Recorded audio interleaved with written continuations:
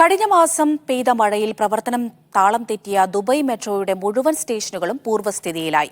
Energy സ്റ്റേഷനും തുറന്നതായി road ഗതാഗത authority അറിയിച്ചു.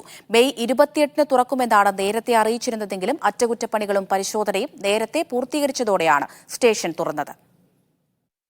ദുബൈ മെട്രോയുടെ ഓൺ പാസീവ്, ഇക്വിറ്റി, മഷ്റഖ് സ്റ്റേഷനുകൾ കഴിഞ്ഞ ഞായറാഴ്ച മുതൽ പ്രവർത്തനം പുനരാരംഭിച്ചിരുന്നു. മഴക്കെടുതി ഒഴിഞ്ഞ് മെട്രോ സർവീസ് അതിവേഗം പുനഃസ്ഥാപിച്ചെങ്കിലും 4 സ്റ്റേഷനുകളിൽ യാത്രക്കാർക്ക് ഇറങ്ങാനോ കയറാനോ സാധിച്ചിരുന്നില്ല.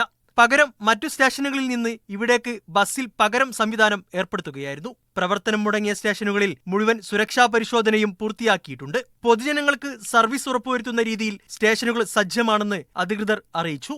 RTA-യും മറ്റ് സംവിധാനങ്ങളും ചേർന്ന് അറ്റകുറ്റപ്പണികൾ വേഗത്തിൽ പൂർത്തിയാക്കിയതോടെയാണ് മെട്രോ സേവനം അതിവേഗം പുനരാരംഭിക്കാൻ സാധിച്ചത്. മെട്രോയുടെ ഓപ്പറേഷനും അറ്റകുറ്റപ്പണികളും നിർവഹിക്കുന്ന കിയോലിസ് മിസ്തുഷ്ബി ഹെവി ഇൻഡസ്ട്രീസുമായി സഹകരിച്ചാണ് സ്റ്റേഷനുകൾ തുറക്കാനുള്ള പ്രവർത്തനങ്ങൾ പൂർത്തീകരിച്ചത്.